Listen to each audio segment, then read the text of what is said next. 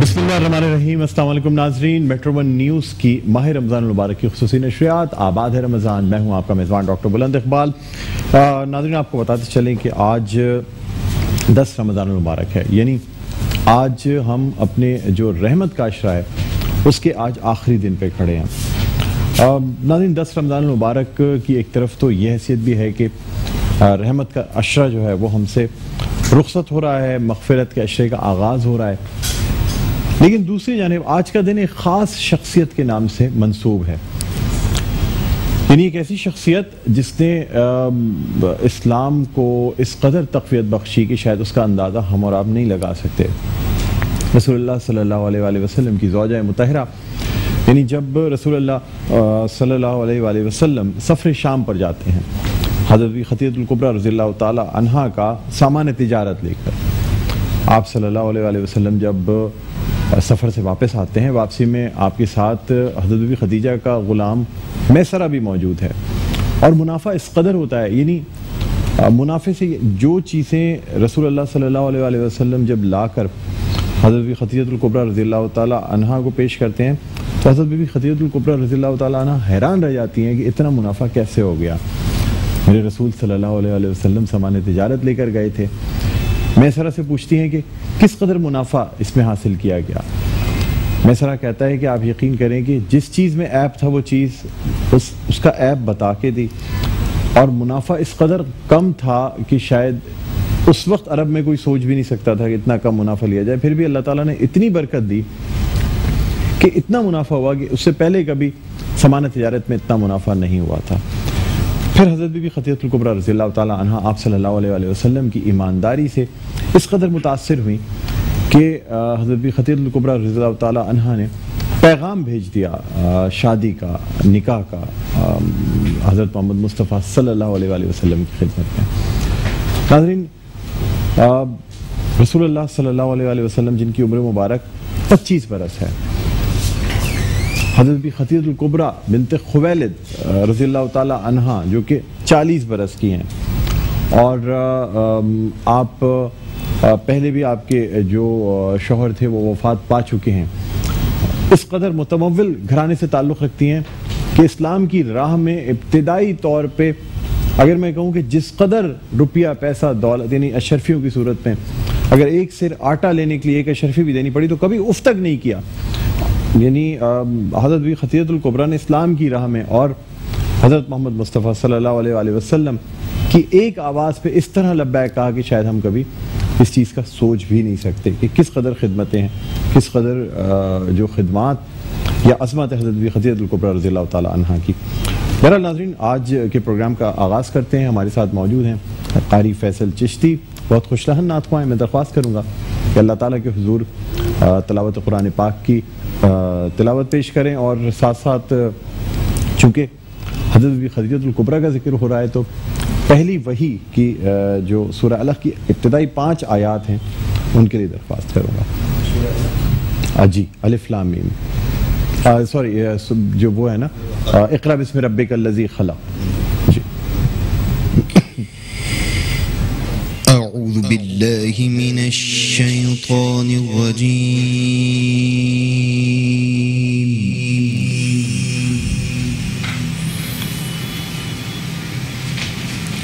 بسم اللہ الرحمن الرحیم،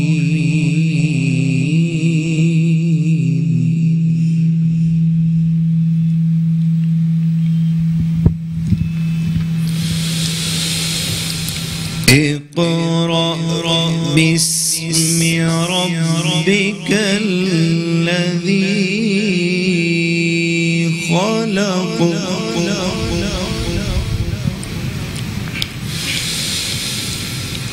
خلق الانسان من علق، اقرأ وربک الاکرم،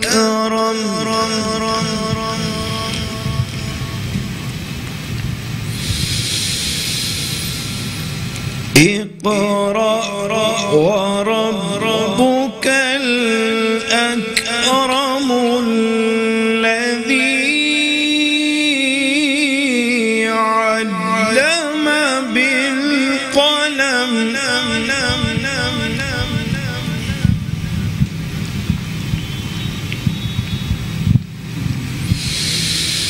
الذي علم بالقلم علم الإنسان ما لم يعلم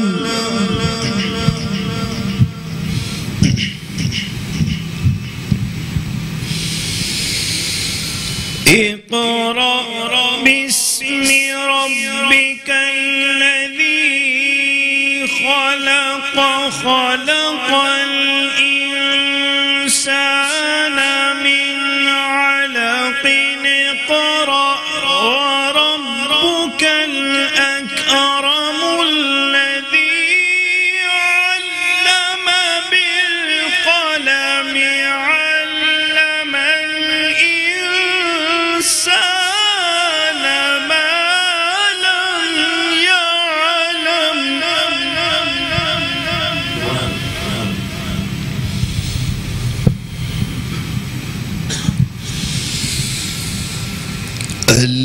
الذي علم بالقلم علم الإنسان ما لم يعلم كلا إن الإنسان ليطغى أن رآه استغنى آمنت بالله صدق الله العظيم सुभान अल्लाह, सुभान अल्लाह, जज़ाकल्लाह। बहुत खूबसूरत अंदाज में आपने तिलावत पेश की। नाज़रीन, मैं इसका तर्जुमा आपके सामने पेश करता हूँ। पनाह मांगता हूँ अल्लाह की शैतान मरदूद से। शुरू अल्लाह के नाम से जो बड़ा मेहरबान निहायत रहम वाला है। पढ़ो ए नबी सल्लल्लाहु अलैहि वसल्लम, नाम लेकर अपने रब का जिसने पैदा किया जिसने इंसान को खून की फुटकी से। पढ़ो और तुम्हारा रब बड़ा करीम है जिसने इल्म सिखाया कलम के जरिए, सिखाया इंसान को जो नहीं जानता था वो हरगिज नहीं, बेशक इंसान सरकश हो जाता है इस बिना पर कि वो देखता है खुद को बेनियाज। सदक़ल्लाहुल अज़ीम। अल्लाह ताला हमें कुरान पढ़ने और उस पर अमल करने की तौफीक अता फरमाए, आमीन सुम्मा आमीन। नाज़रीन, अल्हम्दुलिल्लाह हमारी आज की नशरियात का बाकायदा आगाज़ हो चुका है और अब यहाँ पे हम एक छोटा सा वक्फ़ा लेना चाहेंगे। वक्फ़े के बाद जब दोबारा आपकी खिदमत में हाजिर होंगे तो नात रसूल मक़बूल सल्लल्लाहु अलैहि वसल्लम और फिर बयान रमज़ान का सिलसिला होगा। देखते रहिए मेट्रो न्यूज़ की खुसूसी नशरियात आबाद है रमज़ान। जी नाज़रीन, एक दफ़ा फिर आपको खुशामदीद कहते हैं मेट्रो न्यूज़ की माह रमज़ान मुबारक की खुसूसी नशरियात। नाज़रीन, पहली वही की जो सूरह अलग की आयत थी उनकी तलावत पेश की गई। रसूलुल्लाह सल्लल्लाहु अलैहि वसल्लम जब इबादत में मशगूल हैं और आप सल्लल्लाहु अलैहि वसल्लम जो हैं वो गार हिरा में मुस्तकिल इबादत फरमाया करते थे, यानी तन्हाई में आपने रहना शुरू कर दिया था, आपको ख्वाब भी आने लगे थे। पहली वही जब नाजिल हुई तो रसूलुल्लाह सल्लल्लाहु अलैहि वसल्लम बहुत परेशान भी हुए। इंसान कोई भी ऐसा शख्स जो शादीशुदा होता है, सबसे पहले अगर कोई चीज़ किसी से शेयर करता है तो वो उसकी शरीक हयात होती है। और नाज़रीन, मेरे ख्याल में शरीक हयात से ज़्यादा कोई किसी शख्स को जान नहीं सकता। रसूल अल्लाह सल्लल्लाहु अलैहि वसल्लम पे सबसे पहले ईमान लाने वाली, सबसे पहले आपकी बात की तस्दीक करने वाली, सबसे पहले आपको परेशानी से निकालने वाली ज़ात हज़रत बीबी खदीजतुल कुबरा रज़ियल्लाहु ताला अन्हा की। आप सल्लल्लाहु अलैहि वसल्लम परेशान हैं और जब दरियाफ्त करते हैं हज़रत बीबी खदीजतुल कुबरा रज़ियल्लाहु ताला अन्हा से कि ये क्या माजरा है, या मेरे साथ ऐसा क्यों हो रहा है। नाज़रीन, आप देखें कि हज़रत बीबी खदीजतुल कुबरा रज़ियल्लाहु ताला अन्हा फरमाती हैं कि आप फ़िक्र न करें, अल्लाह ताला आपको कभी आजमाइश में नहीं डालेगा। आप दूसरों को आजमाइश में नहीं डालते, आप दूसरों के लिए आसानियाँ फराहम करते हैं, इसलिए अल्लाह ताला आपको भी कभी आजमाइश में नहीं डालेगा। बहरहाल नाज़रीन, आज के इस मौजू पर मज़ीद बात भी करेंगे, लेकिन हमारे साथ मौजूद हैं रोज़ाना की तरह बहुत खुशलहन नातख़्वाह हैं, सनाख़्वाह हैं, पाकिस्तान टेलीविज़न के अवार्ड याफ्ता नातख़्वाह हैं। इनको साहिब कलाम शायर भी हैं, नात गो शायर हैं اور مختلف جو نعتیہ مقابلے ہوتے ہیں اس کے منصف کے فرائض بھی انجام دیتے ہیں جناب شکیل مدنی صاحب۔ السلام علیکم شکیل بھائی۔ وعلیکم السلام۔ خوش آمدید کہتے ہیں آپ کو، اور آج آپ سے درخواست کریں گے کہ بارگاہ رسالت میں آپ صلی اللہ علیہ وآلہ وسلم ہدیہ نعت پیش کرنے کی سعادت حاصل کریں۔ صلی اللہ علیہ یا رسول اللہ وسلم علیکہ یا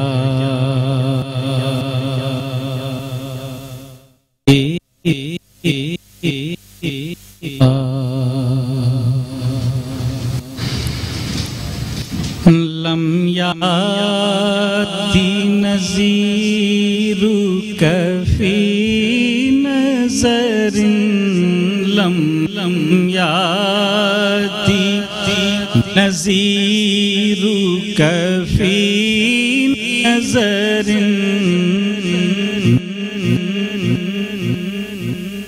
خود پیدا جانا مثل تو نہ شد پیدا جانا جگ راج کو تاج تورے سر سو جگ راج کو تاج تورے سر سو تورے سر سو ہے تجھ کو شہید و سرا جانا ہے تجھ کو شہید و سرا جانا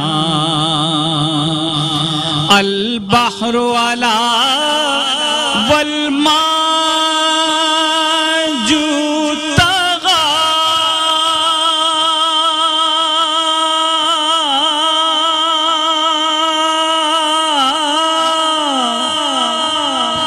من بے کس و طوفان ہوش روبا من بے کس و طوفان ہوش روبا مجدار میں ہوں بگڑی ہے ہوا موری نیا پار لگا جانا انا فی عطشوں و سخا کا اتم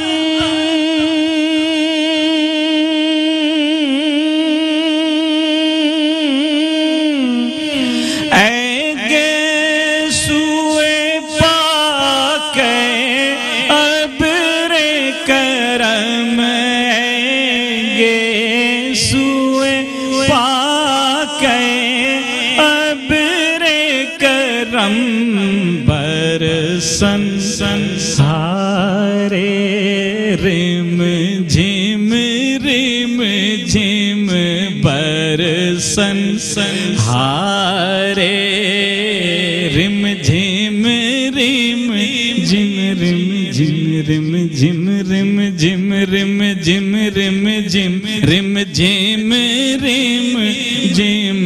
برسن ہارے رم جھم بس دو بوند ادھر بھی گرا جانا دو بوند ادھر بھی گرا جانا۔ سبحان اللہ، کیا خوبصورت آپ نے نعت رسول مقبول صلی اللہ علیہ وآلہ وسلم پیش کی، سعید ہاشمی کی یہ مشہور نعت جو آپ نے پیش کی اور ہمارے سی ای او عامر مسعود شیخ صاحب کی پسندیدہ نعتوں میں سے ایک ہے۔ بہرحال ناظرین، یہاں ہم آپ کو بتانا چاہیں گے کہ زندگی کو آسان طریقے سے گزارنے کا کیا طریقہ ہوتا ہے، ہمارے ساتھ روزانہ کی طرح آج بھی موجود ہیں علامہ اشرف قادری صاحب جو چیئرمین ہیں قادری قریشی فاؤنڈیشن کے، ہمارے ساتھ اس وقت موجود ہیں، بیان فرمائیں گے آسان زندگی کس طرح گزاری جا سکتی ہے. ہم ان کو خوش آمدید بھی کہیں گے. السلام علیکم علامہ صاحب. وعلیکم السلام ورحمۃ اللہ وبرکاتہ. بسم اللہ الرحمن الرحیم والصلاة والسلام علی سید المرسلین اما بعد فاعوذ باللہ من الشیطان الرجیم بسم اللہ الرحمن الرحیم. خلیفہ دوم حضرت عمر فاروق رضی اللہ تعالی عنہ کا فرمان ہے کہ دعا زمین اور آسمان کے درمیان معلق رہتی ہے جب تک نبی کریم صلی اللہ تعالی علیہ وآلہ وسلم پر درود پاک نہ پڑھا جائے. نبی کریم صلی اللہ تعالی علیہ وآلہ وسلم پر درود پاک پڑھنے کی عادت بنائیے. آج ہمارا ٹاپک 10ویں رمضان میں ہم حاضر ہیں، اور آج کا ہمارا ٹاپک ہے رمضان میں سزا و جزا. رمضان المبارک اللہ عز و جل کا مہینہ ہے. اللہ تعالیٰ اس مبارک مہینے کا قرآن پاک میں ذکر فرماتا ہے، اور اللہ تعالیٰ فرماتا ہے کہ یہ مہینہ عطا کیا گیا مسلمانوں کو تاکہ وہ متقی اور پرہیزگار بنے. تو یہ مہینہ مسلمانوں کو متقی و پرہیزگار بنانے کا مہینہ ہے. اس مہینے میں اللہ تعالیٰ پورے سال جنت کو آراستہ فرماتا ہے. اس مہینے کے لیے جنت سجائی جاتی ہے مسلمان روزداروں کے لیے. اور نبی کریم صلی اللہ تعالی علیہ وآلہ وسلم کا ارشاد ہے کہ مجھے 5 فضیلتیں عطا ہوئیں جو کسی اور کو نہ ہوں. رمضان المبارک میں روزدار کی بو اللہ تعالیٰ کو مشک سے زیادہ پسند ہے. روزدار کے لیے سمندر کی مچھلیاں دریا میں دعا کرتی ہیں. روزدار کا سونا بھی عبادت ہے. اور اس مہینے میں شیطان کو قید کر لیا جاتا ہے، جنت کو آراستہ کیا جاتا ہے. نبی کریم صلی اللہ تعالی علیہ وآلہ وسلم کا فرمان ہے کہ جب رمضان المبارک کی پہلی رات آتی ہے تو حور العین تمنا کرتی ہیں، دعا کرتی ہیں کہ ہمارے لیے یا اللہ ہمارے لیے نیک شوہروں کا انتخاب فرما جنہیں دیکھ کر ہماری آنکھیں ٹھنڈی ہوں، اور جب وہ ہمیں دیکھیں تو ان کی آنکھیں ٹھنڈی ہوں. روزدار کے لیے اللہ تعالیٰ جنت میں ایک محل بنائے گا جس کے 60,000 دروازے ہوں گے، اور ہر دروازہ سونے اور چاندی کا ہوگا، سونے کا ہوگا جس میں سرخ یاقوت لگے ہوں گے. سب سے بڑی جو فضیلت کی بات ہے روزدار کے لیے کہ کل بروز قیامت جب نفسا نفسی کا عالم ہوگا، لوگ حساب و کتاب میں گھبرا رہے ہوں گے، لوگ ڈر رہے ہوں گے کہ اب پتہ نہیں کیا ہوگا، سزا ہوگی یا جزا ہوگی. باپ بیٹے سے بھاگ رہا ہوگا، ماں بیٹے سے پیچھا چھڑاتی ہوگی. ایسے موقع پر ایک دسترخوان لگایا جائے گا جس کا احاطہ دنیا کے برابر ہوگا. وہ دسترخوان سونے کا ہوگا، اور وہ دسترخوان ہوگا روزدار کے لیے کہ روزدار اس پہ بیٹھے ہوں گے، اور ان کے لیے دنیا جنت کی انواع و اقسام کی نعمتیں ہوں گی، اور وہ بالکل حساب و کتاب کے معاملے سے بالکل بے فکر ہوں گے. یہ روزدار کی فضیلت ہے. اور پھر اللہ تعالیٰ نے روزدار کو ایک خاص مقام عطا فرمایا، ایک خاص آنرشپ دی کہ روزدار باب الریان سے جنت میں داخل ہوں گے. جنت میں اور کوئی جو روزدار ہوں گے وہ صرف جنت میں اس دروازے سے داخل ہوں گے، اور کوئی اس دروازے سے داخل نہیں ہوگا. یہ روزدار کے لیے ثواب ہی ثواب ہے. اور اللہ تعالیٰ ارشاد فرماتا ہے کہ بندہ روزہ میرے لیے رکھتا ہے، میرے لیے بھوکا رہتا ہے، میرے لیے پیاسا رہتا ہے، اس کی جزا بھی میں دوں گا. باقی نیک اعمال کی جزائیں کا پتہ ہے، لیکن روزے کی جزا اللہ تعالیٰ فرماتا ہے میں دوں گا. روزدار کے لیے 2 خوشیاں ہیں، ایک خوشی وقت افطار اور ایک خوشی رب عز و جل سے ملاقات کی. روزدار کتنا خوش نصیب ہے کہ اس کے لیے جنت سجائی جائے، اس کے لیے محشر کے میدان میں سختی ہو، روزدار کی دعائیں قبول ہوں، وقت افطار، روزدار کے لیے سمندر کی مچھلیاں دعائیں کریں، روزدار کے لیے اللہ کے فرشتے دعائیں کریں، روزدار کے لیے نبی کریم صلی اللہ تعالی علیہ وسلم کی دعائیں. کتنا خوش نصیب ہے یہ روزدار. اور یہ اللہ عز و جل کے فرض کی بجا ہو رہی ہے. اس کے برعکس جو لوگ روزہ نہیں رکھتے وہ کتنے بد نصیب ہیں کہ یہ سارے انعامات ان سے جدا ہو جاتے ہیں. یہ ساری فضیلتیں جب وہ روزہ نہیں رکھتے ان سے الگ ہو جاتی ہیں. یاد رکھیے دنیا میں ہم آئے ہیں تو یہاں جب ہم جائیں گے دنیا سے تو یا تو جنت ہے یا دوزخ ہے، تیسری کوئی چیز نہیں ہے. یا تو بندہ جنت میں جائے گا یا پھر دوزخ میں جائے گا، تیسری کوئی چیز نہیں ہے. تو آپ جو عمل کر رہے ہیں، آپ جو کام کر رہے ہیں، آپ وہ کام کیجئے کہ جنت میں جائیں. Opportunity, there is no other opportunity, no chance. ہم یہاں پر ہیں، جب تک زندہ ہیں ہمارے اعمال کا سلسلہ جاری ہے. اکثر لوگ روزے چھوڑ دیتے ہیں. یاد رکھیے جو شخص ایک دفعہ ایک رمضان کا روزہ چھوڑ دے گا، ایک، وہ زندگی بھر بھی اگر اس کی قضا ادا کرے وہ ادا نہیں ہوگی.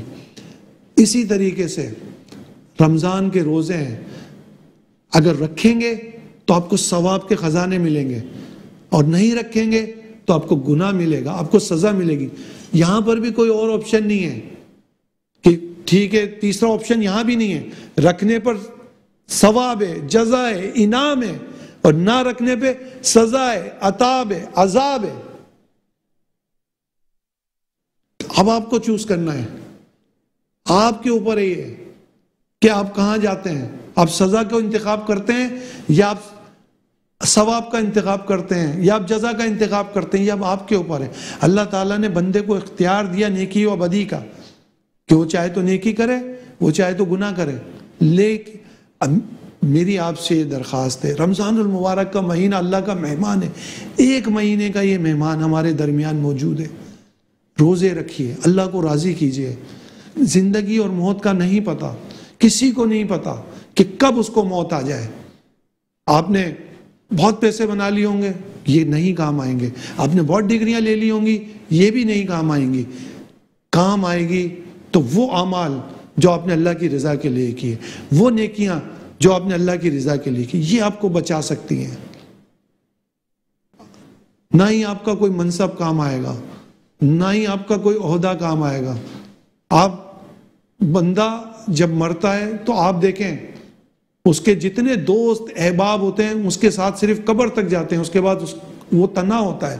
اس کے بعد اس کے معاملات ہوتے ہیں یا اس کے بعد اس کے جو اعمال اس نے کیے ہوتے ہیں بس وہ ہوتے ہیں. اگر اس نے اچھے اعمال کیے ہوتے ہیں تو اس کو اچھے جزا ملتی ہے، اگر اس نے برے اعمال کیے ہوتے ہیں تو اسے سزا ملتی ہے. تو آپ کے اوپر ہے کہ آپ کیا کر رہے ہیں. رمضان المبارک کا مبارک مہینہ ہے، ہم نے یہاں کچھ فضیلتیں اور برکتیں سنی. اللہ تعالیٰ کو راضی کرنے کا مہینہ ہے. اور یہ مہینہ تو ایسا مہینہ ہے کہ نبی کریم صلی اللہ تعالی علیہ وسلم نے ارشاد فرمایا، جب جبریل امین آئے اور جبریل امین نے کہا کہ اس مہینے میں رمضان کو کوئی شخص پائے اور وہ شخص ہلاک ہو جائے اگر وہ اپنی مغفرت نہ فرما لے. اللہ اکبر. یعنی اگر رمضان ہمارے درمیان آ گیا اور ہم نے نیکیاں کر کے، گریہ وزاری کر کے، نیک عمال کر کے ہماری مغفرت نہیں ہوئی، ہم تو برباد ہو جائیں گے. جبریل امین علیہ السلام کی اس دعا پر شفیع نبی رحمت صلی اللہ تعالی علیہ وسلم نے آمین کہا ہے تو ہم تو برباد ہو جائیں گے. تو ہمیں تو ہر حال میں، ہر صورت میں، ہر طریقے سے اس مہینے میں اپنی مغفرت کروانی ہے. اگر رب کی رحمت ہمیں بلا رہی ہے تو ہم بھی حاضر ہیں، ہم بھی مانگ رہے ہیں، یا اللہ تو بخشنے والا ہے، تو قادر ہے، تو رحمان ہے. اگر تیری رحمت ہمیں پکار رہی ہے تو ہم بھی گناہ گار ہیں، سیاہ کار ہیں، مولا ہمیں بخش دے. اللہ ہم سے راضی ہو جا. گڑ گڑائیں، مانگیں. جہنم سے آزادی کا عشرہ آئے گا. اب آج یا کل مغفرت کا عشرہ ہے. اب مانگیں، اللہ سے مغفرت مانگیں. پھر وہی کہوں گا، there is no other option، کہ آپ سمجھیں کہ میں جو میں نہ روزے رکھوں اور میں کچھ بھی نہ کروں، آپ سوچیں آپ کیا کر رہے ہیں، اپنے آپ کو آپ ہلاکت میں ڈال رہے ہیں، کوئی آپشن نہیں ہے آپ کے پاس۔ اگر میں اس کی سزاؤں کی طرف آؤں اور میں اس کی سزائیں بتاؤں تو کسی میں اتنی تاب نہیں ہے، کسی میں اتنی ہمت نہیں ہے کہ ان سزاؤں کو برداشت کر سکے۔ تو سنیے، اللہ کے حبیب صلی اللہ تعالی علیہ وآلہ وسلم نے معراج کی رات دیکھا کہ لوگوں کو ٹخنوں کی یعنی کہ رگوں سے الٹا لٹکایا ہوا ہے اور فرشتے ان کی بانچوں میں اس طرح ڈال کے ان کے جبڑوں کو چیر رہے ہیں۔ کیا ممکن ہے کسی کے لیے وہ عذاب سہ سکے؟ اسی طرح اللہ کے حبیب صلی اللہ تعالی علیہ وسلم نے دیکھا کہ لوگ چوپایوں کی طرح جنگلی گھاس جس میں آگ ہے، توہڑ جو جہنمیوں کا کھانا ہے، اور وہ کھا رہے ہیں اور ان کے آگے پیچھے چیتڑے لٹکے ہوئے ہیں۔ یہ کون لوگ ہیں؟ یہ وہ لوگ ہیں جو رمضان میں روزے نہیں رکھتے تھے، یہ وہ لوگ ہیں جو جان بوجھ کر بلا شرعی عذر رمضان کے روزے قضا کر دیے تھے۔ اللہ سے ڈریے، اللہ سے پناہ مانگیے، اللہ کا خوف دل میں رکھیے۔ نہیں برداشت کر سکیں گے، کوئی نہیں برداشت کر سکے گا اللہ کا عذاب۔ اللہ کی رحمت برس رہی ہے، اگر اللہ کی رحمت برس رہی ہے تو ہم بھی کہیں اللہم انک عفو کریم تحب العفو فاعف عنی، یا اللہ ہم تیری رحمت کے امیدوار ہیں، مالک ہم نے گناہ کیے ہیں، جب تیری رحمت برس رہی ہے تو ہم گناہ گاروں پہ بھی برسا دے، اللہ ہمیں بھی معاف کر دے۔ رحمت کا اشرہ ہے مولا ہم پہ رحمت برسا دے، برستا نہیں دیکھ کر ابر رحمت، بدوں پہ بھی برسا دے برسانے والے۔ مغفرت کا اشرہ ہے، مغفرت طلب کیجئے، اللہم اغفر وارحم وانت خیر الراحمین۔ جہنم سے آزادی کا اشرہ ہے تو دعا کیجئے، اللہم آتک رکابنا من النار، اللہ ہماری گردنوں کو جہنم سے آزاد فرما۔ دعا کیجئے، اللہ سے ڈریے، اپنے لیے دعا مانگیے اور پوری امت کے لیے دعا مانگیے۔ یہ ہم جو دنیا میں آئے ہیں، بزرگان دین کے اقوال پڑھیے، لوگ ڈرتے تھے، لوگ حضرت ابو بکر صدیق رضی اللہ تعالیٰ عنہ نے فرمایا ایک تنکے کو اٹھا کے کاش میں تنکا ہوتا۔ لوگ اپنے حساب و کتاب سے ڈرتے تھے، اللہ کے خوف سے ڈرتے تھے۔ ہم بے خوف ہو گئے، ہمارے دل میں خوف ہی نہیں ہے اللہ کا، ہم ڈرتے ہی نہیں ہیں، ہم جو مرضی آئے کر لیں، ہم ڈرتے ہی نہیں ہیں۔ یاد رکھیے، کر لے جو کرنا ہے، آخر موت ہے۔ کر لے جو کرنا ہے، آخر موت ہے۔ آج آپ جو کر رہے ہیں لیکن آخر آپ کو موت ہے، آپ کتنا بھی کر لیں گے، مرنا ہے آپ نے ایک دن۔ آپ کو یاد رکھنا چاہیے، اللہ کے حضور حاضر ہونا ہے۔ کیا کریں گے؟ کیا کوئی حضور پیش کر سکے گا اللہ کے حضور؟ کیا کوئی بتا سکے گا؟ اللہ تعالیٰ ہمیں اپنا خوف نصیب فرمائے، اپنا ڈر نصیب فرمائے اور رمضان کا احترام کرنا نصیب فرمائے۔ رمضان کی ہر گھڑی کو ہمیں عبادت میں گزارنے کی توفیق عطا فرمائے، احترام کے ساتھ عبادت میں گزارنے کی توفیق عطا فرمائے، آمین بجاہ النبی الامین صلی اللہ تعالی علیہ وسلم۔ ہم اپنے پروگرام میں نبی کریم صلی اللہ تعالی علیہ وسلم کی ایک ادا، ایک سنت، ایک انداز بتاتے ہیں، انشاءاللہ آج بھی اس انداز کو شامل کریں گے۔ پیارے آقا صلی اللہ تعالی علیہ وسلم کا ہر انداز امت کے لیے رہنمائی ہے اور اس میں ثواب بھی ہے اور رہنمائی بھی ہے۔ جب نبی پاک صلی اللہ تعالی علیہ وسلم کے پاس کوئی مہمان تشریف لاتا تو آپ یا کوئی صحابی تشریف لاتے تو آپ ان کے بیٹھنے کے لیے جگہ کشادہ کر دیتے۔